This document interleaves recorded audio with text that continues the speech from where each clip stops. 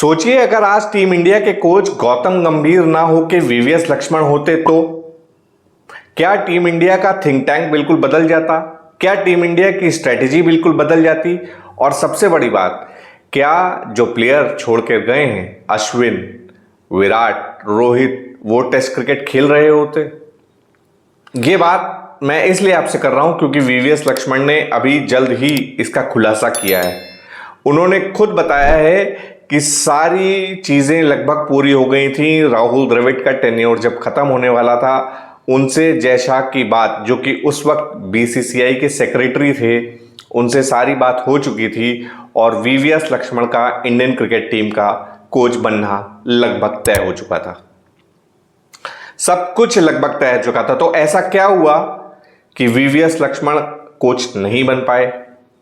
ऐसा क्या हुआ कि एकदम से गौतम गंभीर की एंट्री होती है और इंडियन क्रिकेट टीम के कोच गौतम गंभीर बन जाते हैं, वीवीएस लक्ष्मण नहीं? इस वीडियो में मैं आपसे इसी पर चर्चा करूंगा। जिस रिपोर्ट पर मैं आज आपसे बात कर रहा हूं, ये कोई एनोनिमस रिपोर्ट नहीं है, ये बिल्कुल फैक्चुअल है और इस बात को खुद वीवीएस लक्ष्मण ने स्वीकारा है और मीडिया के सामने डिस्क्लोज किया है। 2023 के बाद थोड़ा पीछे चलते हैं, जब team India world cup final हारी, राहुल द्रविड़ का टेन्योर खत्म होने वाला था। वो बिल्कुल नहीं चाहते थे कि अब वो इंडियन क्रिकेट टीम में कोच की पद संभालें। राहुल द्रविड़ वहीं पर छोड़ना चाहते थे, लेकिन टीम के उस वक्त के कुछ सीनियर प्लेयर ने उन्हें रिक्वेस्ट किया, जिसमें रोहित शर्मा, विराट कोहली, रविंद्र जडेजा, ऐसे तमाम प्लेयर्स, जो सीनियर प्लेयर्स मैंने आपसे बात करी, उन्होंने रिक्वेस्ट करी। तब जाके Rahul Dravid T20 world cup 2024 तक के लिए मान गए। लेकिन बीसीसीआई तक ये बात पहुंच चुकी थी कि राहुल द्रविड़ अब अपना टेन्योर नहीं बढ़ाएंगे, यानी हमें एक नए कोच की तलाश करनी है। इधर भले ही T20 वर्ल्ड कप तक लगभग 6-7 महीने और राहुल द्रविड़ टीम इंडिया के सीनियर प्लेयर्स के कहने पर मान तो गए, टेन्योर अपना बढ़ा लिया, लेकिन बीसीसीआई ने नए कोच की तलाश शुरू कर दी थी और वो तलाश सबसे पहले अटकी थी वीवीएस लक्ष्मण पर।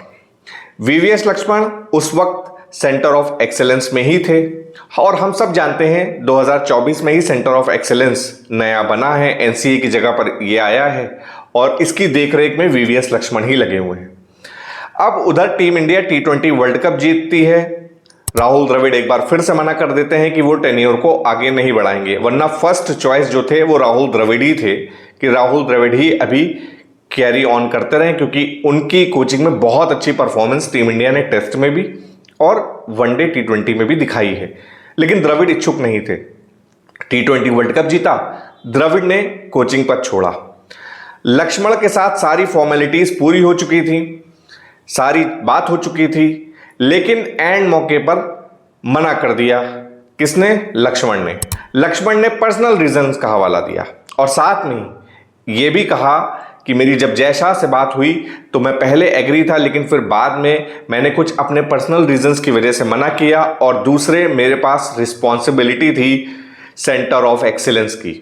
मुझे यहां पर डायरेक्टर बनाया गया था और मैं चाहता था कि जब सेंटर ऑफ एक्सीलेंस को मैंने संभाला है, मैंने शुरुआत की है, तो मैं जब तक इसको इस्टेब्लिश ना कर दूं ठीक से, यहां पर एक बेंचमार्क ना सेट कर दूं, तब तक यहां से ना जाऊं। और इसलिए मैंने इंडियन क्रिकेट टीम के कोचिंग का पद मना कर दिया था। और हम सब जानते हैं वीवीएस लक्ष्मण कई टाइम से बीसीसीआई के साथ जुड़े हैं। जब से रिटायरमेंट हुआ है वो किसी ना किसी तरीके से क्रिकेट से जुड़े रहे हैं। पहले वो एनसीए में थे, अंडर 19 इंडिया ए टीम, सबको संवारने में इनका बहुत बड़ा हाथ है वीवीएस लक्ष्मण। राहुल द्रविड़ भी पहले इंडिया ए अंडर 19 कोचिंग करते थे, फिर उसके बाद मेंस टीम के कोच बने। वैसे ही प्रोसेस के थ्रू बनाया जा रहा था वीवीएस लक्ष्मण को, लेकिन वीवीएस लक्ष्मण ने मना कर दिया। उन्होंने कहा मैं सेंटर ऑफ एक्सीलेंस में ही ठीक हूं और यहीं पर काम करके यहीं पर इसको इस्टेब्लिश करना चाहता हूं और यहां से जो यंगस्टर्स निकलेंगे उनको पॉलिश करके इंडिया खिलाने की जिम्मेदारी मेरी है, ये जिम्मेदारी आप मुझे दीजिए, मैं इसी पर काम करूंगा। उन्होंने कोचिंग में कोई दिलचस्पी नहीं दिखाई, साफ मना कर दिया। अब उसी के बाद चैप्टर शुरू हुआ इंडियन क्रिकेट में गौतम गंभीर का। यहीं पर गौतम गंभीर की एंट्री होती है और गौतम गंभीर इंडियन क्रिकेट टीम का कोचिंग पद संभालते हैं, यानी हेड ऑफ कोच बनते हैं।